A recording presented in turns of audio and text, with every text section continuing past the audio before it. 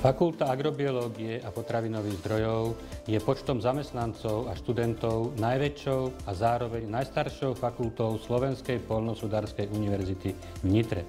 Počas svojich 70 rokov existencie vychovala 21 105 poľnohospodárskych inžinierov, ktorí ovplyvňovali a ovplyvňujú vývoj poľnohospodárstva na Slovensku a šírili a šíria dobré meno fakulty a univerzity aj v zahraničí. V poslednej komplexnej akreditácii získala fakulta najvyššie hodnotenie A ako najlepšia fakulta Slovenskej poľnohospodárskej univerzity a najlepšia pôdohospodárska fakulta na Slovensku.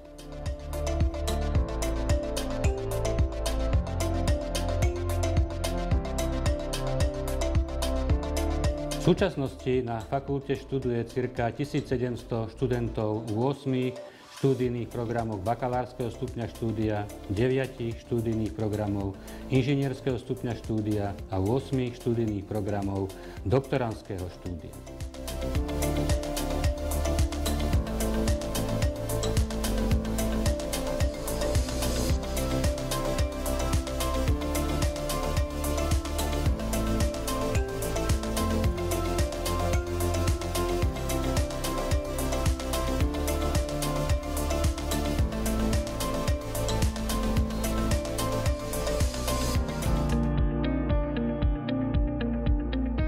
V oblasti vedecko-výskumnej činnosti je katedra pedológie a geológie v rámci Slovenskej republiky špecifické pracovisko z hľadiska determinácie, kvantifikácie a vyhodnocovania štruktúrneho stavu pôd pod rôznymi ekosystémami, v rôznych pôdnych typoch a pri rôznych spôsoboch hospodárenia na pôde. Výskum v rámci katedry je zameraný na riešenie širších problémov v oblasti úrodnosti pôdy, zaberajúcich následovné témy: vplyv introdukovaných a domácich druhov drevín na pôdne vlastnosti, environmentálne hodnotenie uhlíka a modelovanie jeho zásob v rôznych ekosystémoch, fyzikálne a chemické mechanizmy stabilizácie pôdnej organickej hmoty, kvantifikácia chemických a fyzikálnych vlastností pôd s dôrazom na štruktúrny stav na poľnohospodárskych pôdach.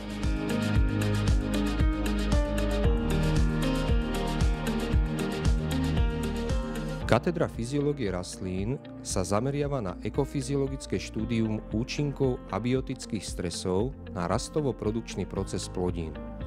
Výrazný vedecký progres bol zaznamenaný predovšetkým vo výskume zameranom na fotosyntézu a jej limity dané faktormi prostredia. Popri základnom výskume zameranom na obranné mechanizmy rastlín sa pracovisko dlhodobo orientuje aj na vývoj a využitie fyziologických kritérií pre hodnotenie genetických zdrojov plodín, a to predovšetkým s cieľom zvyšovať toleranciu plodín na sucho a vysokú teplotu a zvyšovať efektívnosť šľachtiteľských procesov prostredníctvom moderných metód. Na tento účel boli na katedre vybudované laboratóriá fotosyntézy, vodného režimu, metabolizmu rastlín, molekulárnej fyziológie rastlín a bioenergetiky, ktoré disponujú špičkovými prístrojmi a ďalším vybavením.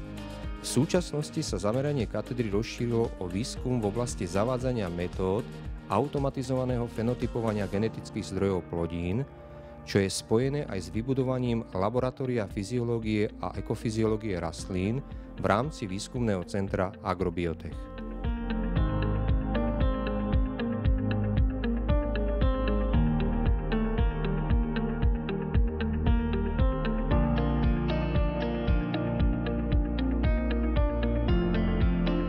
Katedra environmentalistiky a zoológie zabezpečuje výučbu predmetov úzko spojených s ochranou a tvorbou životného prostredia, ekológiou a zoológiou.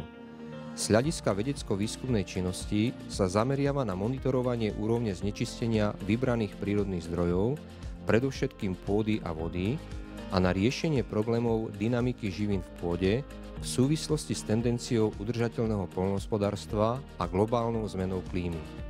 Ďalej sa zaoberá štúdiom sedimentačného prostredia vodných tokov a nádrží a sledovaním vplyvu poľnohospodárskej výroby na vybrané spoločenstva živočíšnych druhov v krajine.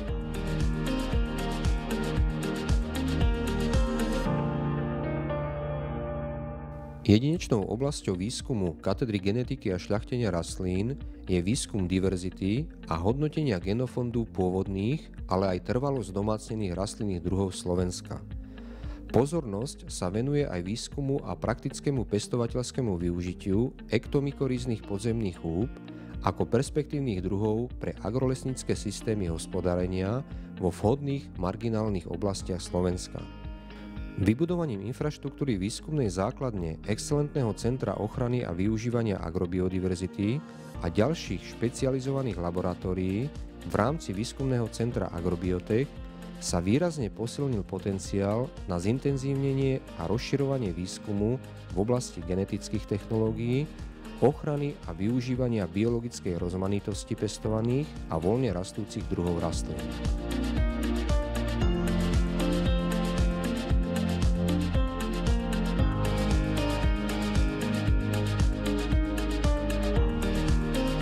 Vedecko-výskumná činnosť katedry rastlinnej výroby je zameraná na racionalizáciu pestovateľských technológií nového biologického materiálu, rôznych druhov poľných plodín, hustosiatých obilnín, kukurice siatej, olejnín, strukovín, okopanín s cieľom dosiahnuť stabilné, kvalitné a ekonomicky rentabilné úrody pri súčasnom zachovaní respektíve zlepšení pôdnej úrodnosti.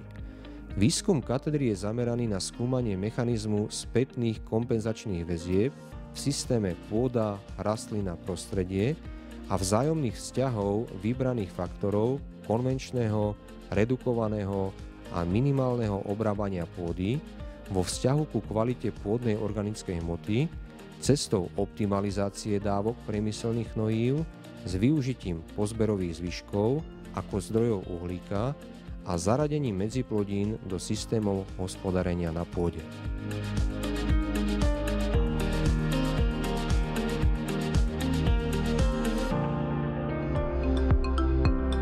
Vedecko-výskumná činnosť katedry udržateľného poľnohospodárstva a herbológie reflektuje nutnosť adaptácie pestovateľských systémov na klimatickú zmenu pri udržaní produktivity, zabezpečení kvality produkcie, zvýšení diverzity, produkčnej schopnosti pôdy a zmiernenie negatívnych dopadov na environment.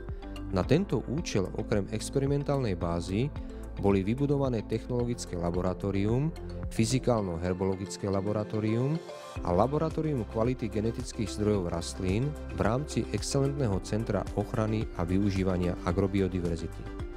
Výskum je ďalej orientovaný na pestovanie netradičných cereálií a liečivých rastlín, hodnotenie kvalitatívnych a kvantitatívnych znakov a vlastností produkcie. Špičkové prístrojové vybavenie umožňuje výskum nutričnej, technologickej a fytoprotektívnej kvality s orientáciou na biologicky aktívne látky, antioxidačnú kapacitu a vývoj inovatívnych bioproduktov. Katedra je dlhodobo orientovaná na teoretické a metodologické aspekty výskumu burín, výskum kultúrnych, nechemických a chemických metód regulácie zaburinenosti.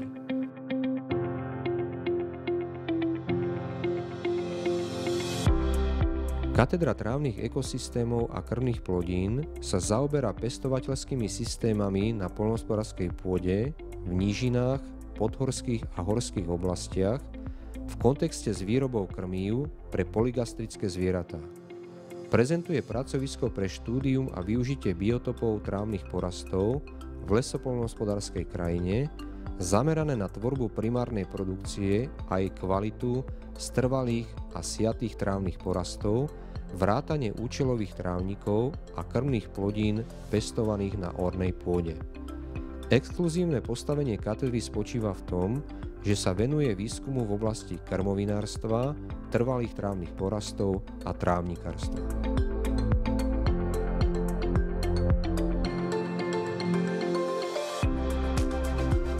Priority katedry genetiky a plemárskej biológie vo výskume sú zamerané na rôzne metódy genetického hodnotenia významných znakov a vlastností hospodárskych zvierat, šľachtenie hospodárskych zvierat, odhad plemenných hodnôt a hodnotenie genetickej diverzity plemien hospodárskych zvierat.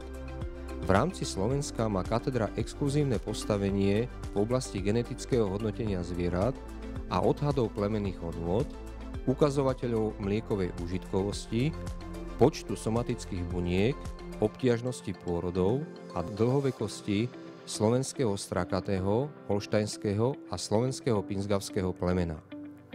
Pracovisko zabezpečuje národné genetické hodnotenie exteriéru v populácii holštajnského plemena.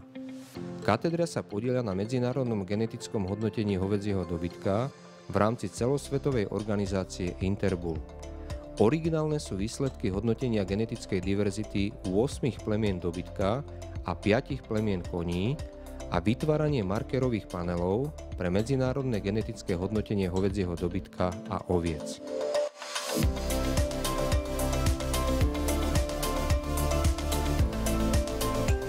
Vedecko-výskumná činnosť katedry špeciálnej zootechniky je zameraná na rozvoj a uplatnenie poznatkov a výsledkov biologických vied, ako aj technologických postupov pri racionalizácii chovu hospodárskych zvierat v podmienkach udržateľného poľnohospodárstva Európskej únie a na Slovensku. V rámci medzinárodných a domácich výskumných projektov rieši problematiku uplatnenia etologických princípov a welfare v chove hospodárskych zvierat, skúma technologické a technicko-chovateľské systémy intenzívnej a alternatívnej výroby živočíšnych produktov, šľachtenie a využitie slovenského športového pony, objektívne testovacie metódy a postupy hodnotenia užitkových vlastností a kvality produktov rôznych užitkových a produkčných typov zvierat. Katedra špeciálnej zootechniky organizačne a metodicky riadi aj experimentálne centrum hospodárskych zvierat, ktoré je unikátnym a jedinečným pracoviskom v danom odbore na Slovensku. Jeho náplňou je vedecko-výskumné bádanie v oblasti biologickej výkonnosti, kvality jatočných produktov a etológie hospodárskych zvierat. Súčasťou pracoviska je aj jazdecké centrum, prostredníctvom ktorého je zabezpečované testovanie mechaniky pohybu koní, vplyvu záťaže na výkonnosť koní a realizovaná praktická výučba študentov.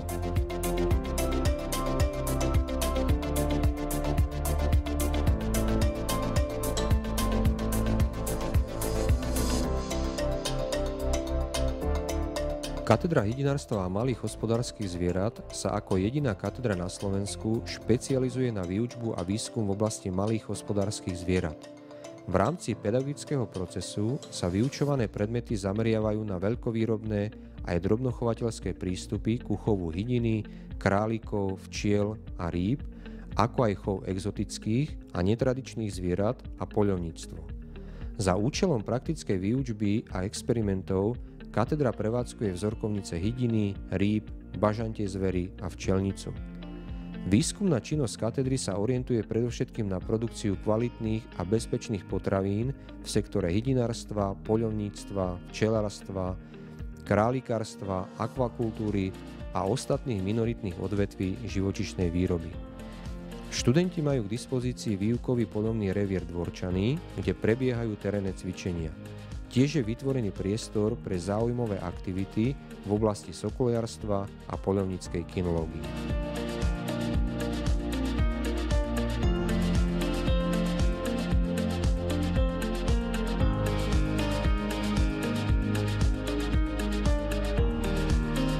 Výchovno-vzdelávací proces a vedecko-výskumná činnosť katedry výživy zvierat je zameraná na problematiku efektívnej a racionálnej výživy zvierat, najmä z hľadiska zabezpečenia dostatočnej produkcie kvalitných a bezpečných potravín živočíšneho pôvodu. Na katedre bolo vybudované špičkové laboratórium kvality a nutričnej hodnoty krmív ako súčasť excelentného centra ochrany a využívania agrobiodiverzity. Katedra sa zaoberá problematikou zvyšovania konverzie živín z domácich krmív s cieľom znižovania podielu importovaných komponentov v krmných dávkach pre hospodárske zvieratá. Tiež sa zaoberá analýzou vlákninového komplexu krmív, získavaním nových poznatkov o možnostiach regulácie konzervačného fermentačného procesu, účinnosťou rôznych nutričných aditív vo výžive zvierat na využitie živín a kvalitu produkcie, zisťovaním druhového spektra a koncentrácie poľných a skladových mykotoxínov v krmivách, kvantifikovaním vonkajších a vnútorných vplyvov na stráviteľnosť živín a problematikou znižovania environmentálnej záťaže usmernenou výživou zvierat.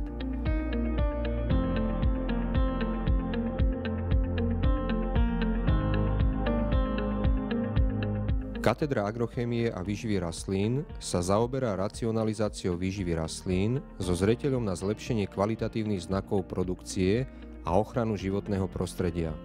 Za účelom optimalizácie výživného stavu porastov realizuje rozbory pôdy a rastlín.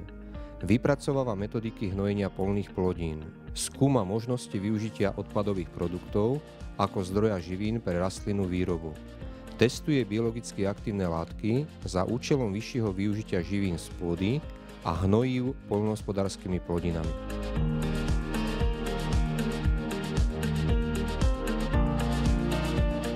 Výskumná činnosť katedry botaniky nadväzuje na medzinárodný program ochrany génových zdrojov, ako aj na riešenie národných programov s problematikou ochrany genofondu rastlín. Je zameraná na dôkladné poznanie biológie prevažne ohrozených druhov flóry Slovenska. Katedra disponuje bohatou herbárovou zbierkou, ktorá bola založená v roku 1946. Kolekcia obsahuje približne 35 000 položiek cievnatých rastlín. Ide predovšetkým o zbery zo Slovenska, v menšej miere i o zbery z iných krajín strednej a južnej Európy. K najcennejším častiam vedeckého herbára patrí herbár bývalého evangelického lícea v Bratislave, v ktorom sa nachádzajú zbery z celého Rakúsko-Uhorska od polovice 19. až po prvé desaťročie 20. storočia.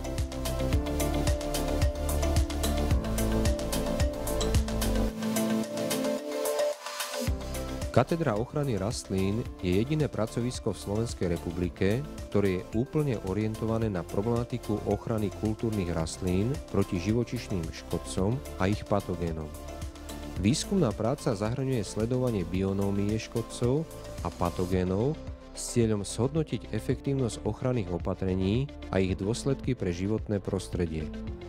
Katedra v spolupráci so zahraničnými inštitúciami rieši problematiku udržateľnej regulácie inváznej a alergénej rastliny Ambrózie palinolistej. Katedra sa venuje prchavým organickým látkam parazitických rastlín a ich ekologickému významu.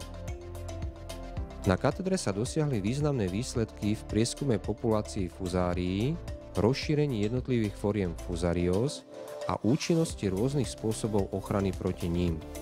Boli získané významné výsledky o vplyve GMO kukurice na populácie rôznych druhov hmyzu v poľnohospodárskej krajine.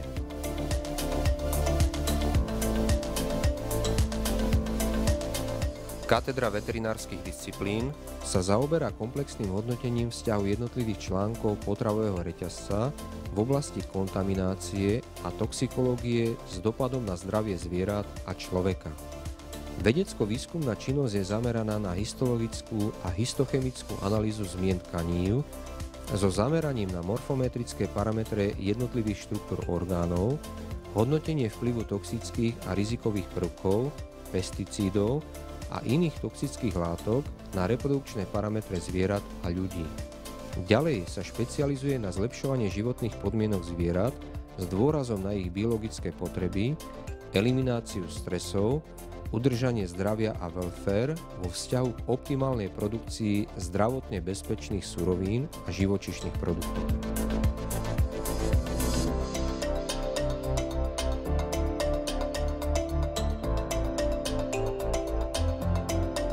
Katedra výživy ľudí zabezpečuje výučbu predmetov zameraných na princípy racionálnej výživy ľudí, prevenciu vzniku ochorení pomocou výživy, na klinickú výživu a dietológiu.